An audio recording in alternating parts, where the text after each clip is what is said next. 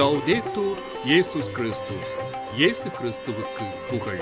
தமிழ் கூறும் நல்லுலகில் வாழும் அனைத்து அன்புள்ளங்களுக்கும் வத்திக்கான் வானொலியின் வணக்கம். இறைவன் உங்கள் உள்ளத்தையும் இல்லத்தையும் தன் அன்பாலும் அருளாலும் அமைதியாலும் இன்றும் என்றும் நிரப்புவாராக.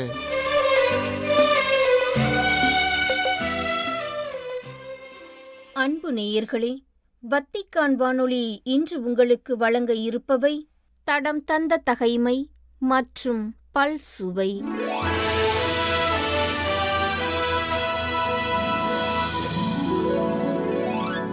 தடம் தந்த தகைமை அரசர் தாவீதின் படைச்சிறப்பு.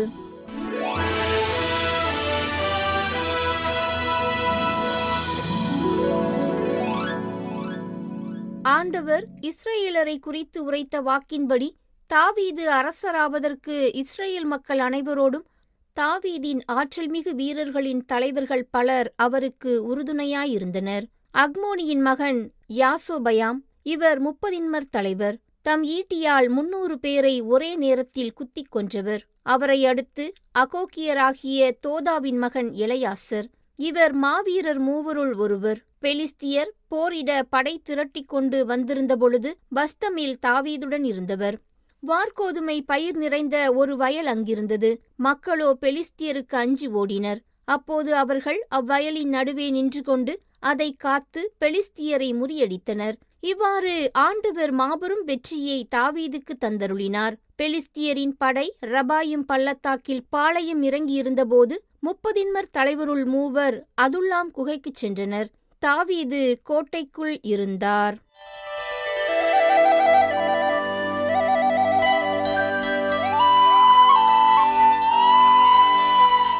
பல்சுவை. இவ்வாறு புனிதர்கள்: புனித ஜெம்மா உம்பெர்தா கல்கானி,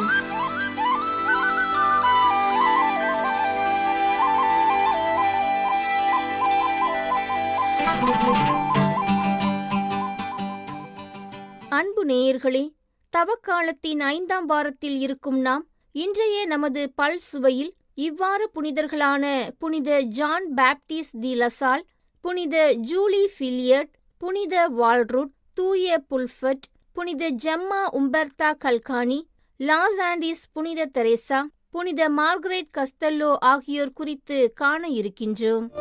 உன்னை நம்பி வாழும்போது உறுதி பெறுகிறேன், உன் பணியை செய்யும் போது நிறைவு அடைகிறேன், உன் வழியில் செல்லும் வாழ்வில் அமைதி காண்கிறேன், இறைவா இறைவா அமைதி காண்கிறேன், நிறைவு அடைகிறேன், நான் அமைதி காண்கிறேன்.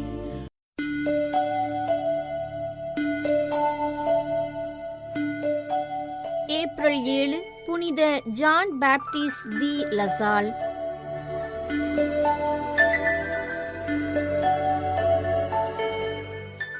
புனித ஜான் பாப்டிஸ்ட் தி லசால் பிரான்ஸ் நாட்டில் உள்ள ரெய்ம்ஸ் நகரில் கிபி 1651ஆம் ஆண்டு ஏப்ரல் 30 அன்று பிறந்தவர்.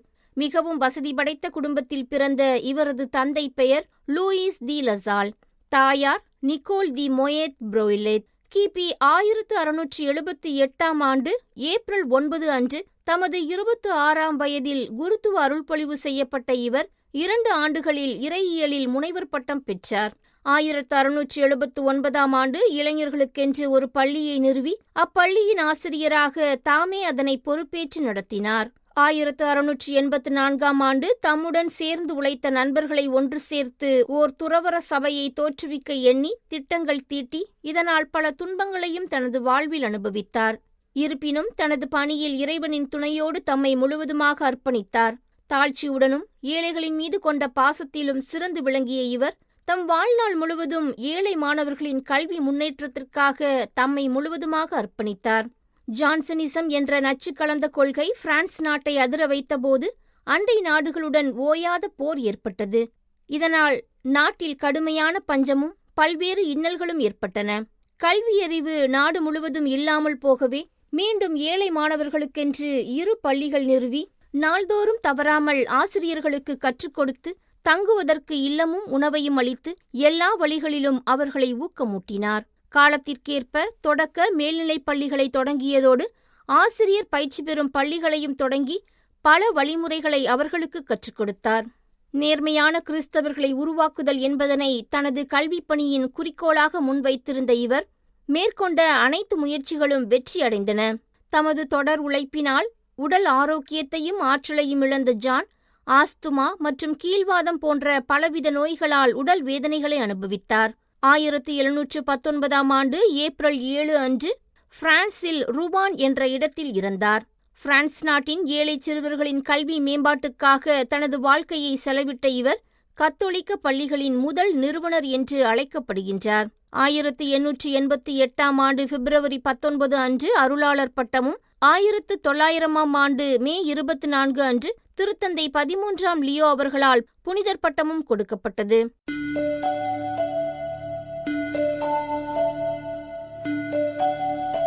ஏப்ரல் 8 புனித ஜூலி வில்லியர்ட்.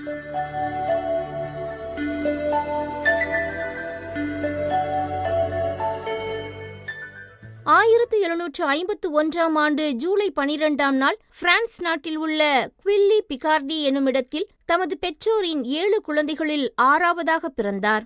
தந்தை பெயர் ஜீன் பிராங்காய்ஸ் பில்லியட், தாய் மேரி லூயிஸ் அந்தோனியத். வசதி வாய்ப்புள்ள விவசாய குடும்பத்தில் பிறந்த இவர் பிறந்ததிலிருந்தே மறைக்கல்வியை நன்கு கற்றுத் தேர்ந்து கனிவான இதயத்துடனும் திறந்த மனதுடனும் சுற்றுப்புறம் உள்ளவர்களுக்கு மறைக்கல்வியை கற்பிப்பதில் ஆர்வமாயிருந்தார்.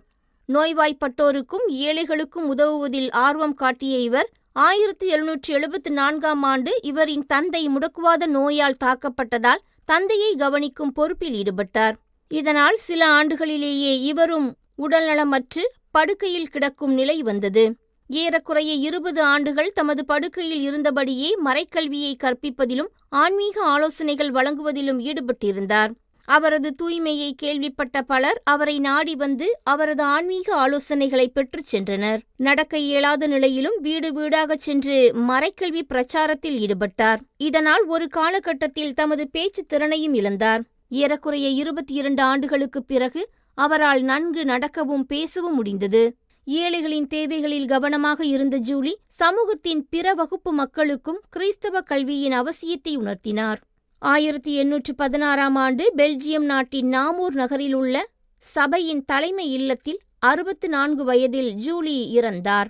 1906 மே 13 அன்று திருத்தந்தை 10ஆம் பயஸ் அவர்களால் அருளாளர் பட்டமும் 1969 ஜூன் 22 அன்று திருத்தந்தை 6ஆம் பவுல் அவர்களால் புனிதர் பட்டமும் இவருக்கு வழங்கப்பட்டது. என்னை மட்டும் நம்பும் போது எழுந்து நடக்க முடியாமல் தவழ்ந்து தவிக்கிறேன். என்னுள் வாழும் உன்னை நம்பி எழுந்தடி வைத்தேன். என்னுள் வாழும் உன்னை நம்பி எழுந்தடி வைத்தேன். இனி இமயமென தடைவரினும் எளிதாய் கடப்பேன். எளிதாய் கடப்பேன், நான் எளிதாய் கடப்பேன்.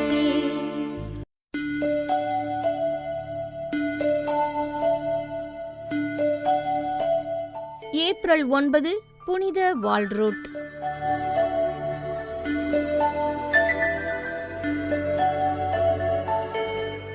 மிகவும் அழகிய பெண்ணாக வளர்ந்த இவரை பெரும் பணம் படைத்தவர்கள் திருமணம் செய்து கொள்ள விரும்பினார்கள். ஆனால் அவரது பெற்றோர்கள் அவரை ஹைனால்ட் நகரின் பிரபுவுக்கு திருமணம் முடித்து வைத்தனர். இவர்களுக்கு 4 குழந்தைகள் பிறந்தனர். பணி ஓய்வு பெற்ற வால்ட்ரூட்டின் கணவர் அங்கிருந்த ஒரு துறவு மடத்தில் தஞ்சமடைந்தார். 656 வால்ட்ரூட் தாமே ஒரு பெண் துறவியாக மாறினார். தமது சொந்த பள்ளியை நிறுவிய இவர் சிறை கைதிகளை விடுதலை செய்வதில் அதிக ஆர்வம் காட்டினார். அவர்களை மீட்பதற்காக மீட்பு விலை கொடுக்க வேண்டியிருந்த பட்சத்தில் தம்மிடமிருந்த வெள்ளிப் பொருட்களை எடை போட்டு விற்றார். கைதிகள் யாவரும் மீட்பு விலை கொடுக்கப்பட்டு மீட்கப்பட்டனர். அவர்கள் அனைவரையும் அவர்களது சொந்த ஊர்களுக்கு அனுப்பி வைத்ததால் வால்ட்ரூட் வரலாற்று ஆர்வலர்களால் கொண்டாடப்படுகின்றார். 688 ஏப்ரல் 9 அன்று பெல்ஜியத்தில் உள்ள மோன்ஸ் நகரில் இறந்தார் புனித வால்ட்ரூட். பெல்ஜியத்தில் புனித வால்ட்ரூட் மலையில் இவர் பெயரில் பேராலயமும் கல்லூரிகளும் உள்ளன. மோன்ஸ் நகரில் இவர் பெயரில் அர்ப்பணிக்கப்பட்ட ஆலயம் ஒன்றும் உள்ளது.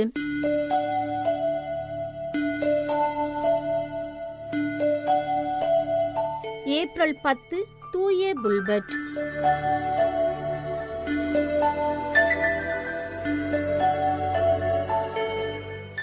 புல்பர்ட் பிரான்ஸ் நாட்டில் உள்ள பிகாடி என்னும் இடத்தில் பிறந்தார். தன்னுடைய தொடக்க கால கல்வியை ஹெர்பர்ட் என்பவரிடம் கற்ற புல்பர்ட், இந்த ஹெர்பர்ட் தான் பின்னாளில் திருத்தந்தை 2ஆம் சில்வஸ்தராக உயர்ந்தார். படிக்கும்போதே திறமையானவராக விளங்கிய புல்பர்ட் வளர்ந்து பெரியவரான பிறகு மிகச்சிறந்த கல்வியாளராக மாறினார். எந்த அளவுக்கு என்றால், அவரிடம் பாடம் கற்ற மாணவர்கள் அனைவரும் அவரை அன்போடு வணக்கத்திற்குரிய சாக்ரட்டிஸ் என்றே அழைத்து வந்தார்கள். புல்பர்ட்டிடம் இருந்த திறமையை பார்த்துவிட்டு ஆயர் பேரவை இவரை சாட்ரஸ் என்ற இடத்திற்கு ஆயராக உயர்த்தியது. ஆயராக உயர்ந்த பின்பு புல்பர்ட் மிகச் சிறப்பான பணிகளை செய்து வந்தார். திரு அவையின் சொத்துக்களை ஒரு சில பொதுநிலையினர் நன்றாக அனுபவித்து வாழ்ந்தபோது அதனை கடுமையாக விமர்சித்த இவர் தவறு செய்த ஒரு சில குருக்களையும் ஆயர்களையும் கடுமையாக விமர்சித்தார். இதனால் கடுமையான எதிர்ப்புகள் கிளம்ப அதைக் கண்டு அஞ்சாமல் துணிவோடு உண்மையை எடுத்துரைத்தார். மிகச்சிறந்த கவிஞராக விளங்கிய புல்பர்ட் மரியாவை குறித்து அதிகமான கவிதைகளை எழுதியுள்ளார். மரியன்னையின் பிறப்பு விழாவை முதன்முறையாக கொண்டாடியது இவரே. 1029ஆம் ஆண்டு ஏப்ரல் 10 அன்று இறைவனடி சேர்ந்தார். இவரது உடல் சாட்ரஸ் பேராலயத்தில் அடக்கம் செய்யப்பட்டது. இருளின் சக்தி எந்தன் வாழ்வை பணியச் சொல்லுதே. இறைவா, உன் நினைவு என்னை துணியச் சொல்லுதே.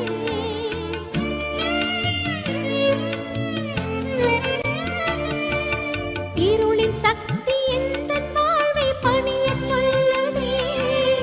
இறைவா, உன் நினைவு என்னை துணியச் சொல்லுதே. உன் சொல்லின் உறுதியில் நான் பயணம் செல்லுவேன். உன் சொல்லின் உறுதியில் நான் பயணம் செல்லுவேன். உம்மை அன்பு நீதியில் நான் என்றும் வாழுவேன். என்றும் வாழுவேன், நான் என்றும் வாழுவேன்.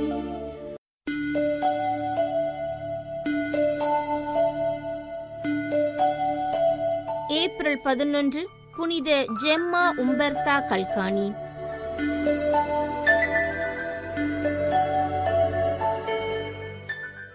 ஜெம்மா உம்பர்தா மரிய கல்கானி கிபி 1878ஆம் ஆண்டு மார்ச் 12 அன்று கப்பனோரியில் உள்ள கமில்யானோ எனும் கிராமத்தில் பிறந்தார். தனது பெற்றோரின் 8 குழந்தைகளில் 5வது குழந்தையான ஜெம்மாவின் தந்தை என்ரிகோ கல்கானி.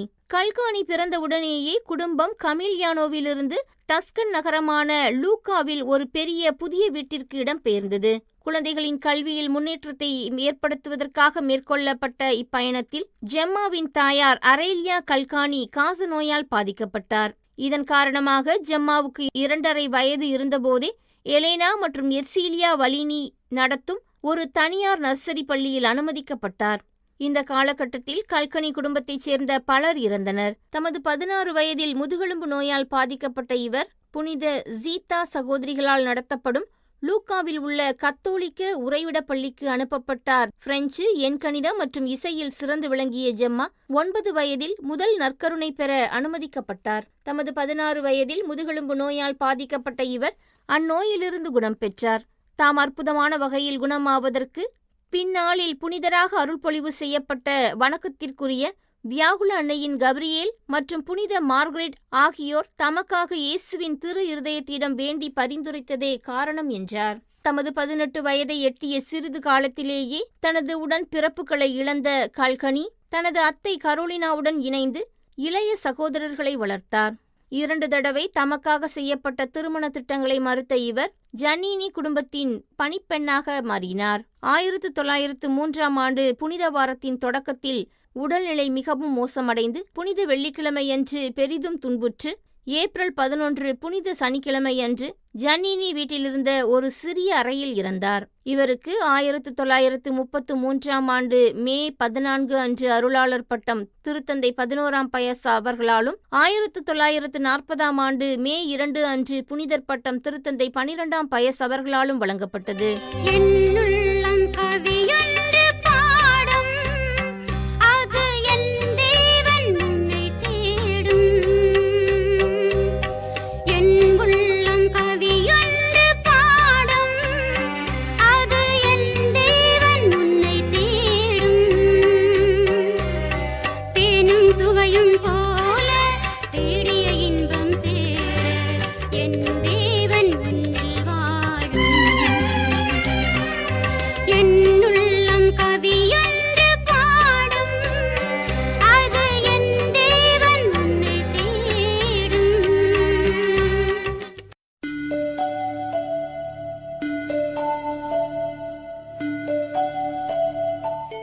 12 புனித லாஸ் ஆண்டிஸ் புனித தெரேசா.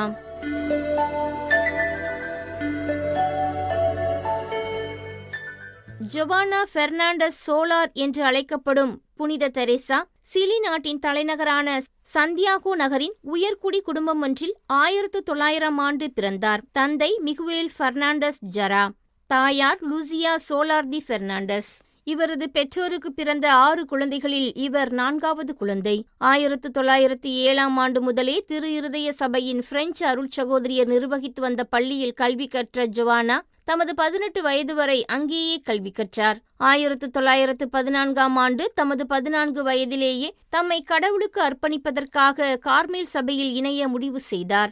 1915 ஆண்டு டிசம்பர் மாதம் 8ஆம் தேதி முதல் உறுதிப்பாடுகளை ஏற்றுக்கொண்டார். தமது 13 வயதில் கடுமையான குடல்வால் அழற்சி நோயால் பாதிக்கப்பட்ட இவர் சிறு வயது முதலே பாடல், நடனம் ஆகியவற்றில் ஈடுபாடு கொண்டிருந்தார். டென்னிஸ் மற்றும் மட்டை பந்தாட்டம் ஆகியவையும் இவருக்கு பிடித்திருந்தது. 1916 ஆண்டு ஆன்மீக பயிற்சிக்கான தியானத்தில் ஈடுபட்ட இவர் 1919 ஆண்டு மே 7 அன்று கார்மேல் சபையில் புகுமுக துறவியர் பயிற்சியில் இணைந்தார். அச்சமயம் இவருக்கு இயேசுவின் தெரேசா எனும் ஆன்மீக பெயர் அளிக்கப்பட்டது. அதே ஆண்டு அக்டோபர் 14 அன்று கார்மேல் சபையின் சீருடைகளை பெற்றுக்கொண்ட இயேசுவின் தெரேசா குறுகிய வாழ்க்கையின் முடிவை நோக்கி பயணித்தார். தமது ஆன்மீக வாழ்க்கை அனுபவங்களை மற்றவர்களுடன் பகிர்ந்து கொண்டார். டைப்பஸ் என அழைக்கப்படும் தீவிர அக்கி போன்ற தீப்பொறி காய்ச்சல் நோயால் பாதிக்கப்பட்ட இவர் 1920 ஆண்டு உயிர்ப்பு நாளுக்கு அடுத்த தினம் ஏப்ரல் 5 அன்று தமது இறுதி அருட்சாதனங்களை பெற்றுக்கொண்டார். ஏப்ரல் 12 அன்று இறந்த ஜொவானிக்கு 1987 ஆண்டு ஏப்ரல் 3 அன்று அருளாளர் பட்டமும் 1993 ஆண்டு மார்ச் 21 அன்று புனிதர் பட்டமும் திருத்தந்தை புனித 2ஆம் ஜான் பால் அவர்களால் கொடுக்கப்பட்டது.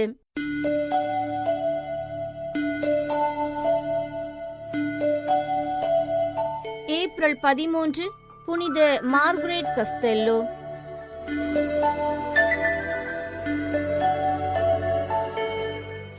பிறவியிலேயே பார்வையற்றவராகவும் உடல் ஊனமுற்றவராகவும் கூன் விழுந்தவராகவும் இத்தாலியில் 1287 ஆண்டு பிறந்த இவரை இவரது பெற்றோர் ஒவ்வொரு நாளும் திருப்பலி காணும் வகையில் தாங்கள் இருந்த இடத்தின் அருகிலிருந்த கோயிலுக்கு பின்னால் வைத்து வளர்த்து வந்தனர்.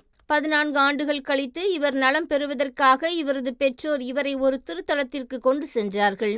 அங்கு இவரது பெற்றோர் இவர் நலம் பெற வேண்டும் என்று தொடர்ந்து மன்றாடினர். இவர் நலம் பெறாததால் அவர்கள் இவரை அங்கேயே விட்டுவிட்டு செல்ல அத்திருத்தலத்திலேயே இருந்து இறை வேண்டலில் நிலைத்திருந்தார். பொதுநிலையினருக்கான டொமினிக்கன் துறவு சபையில் சேர்ந்து தன்னால் இயன்ற நன்மைகளை ஏழை எளிய மக்களுக்கு செய்தார்.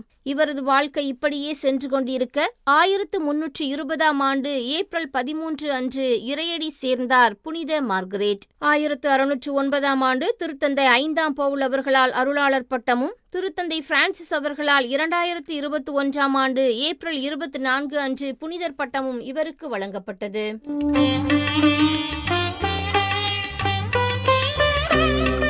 இவ்வாறு புனிதர்கள் புனித ஜெம்மா உம்பெர்தா கல்கானி என்ற தலைப்பில் இன்றைய பல் சுவையினை உங்களுக்கு வழங்கியது வத்திக்கான் வானொலி.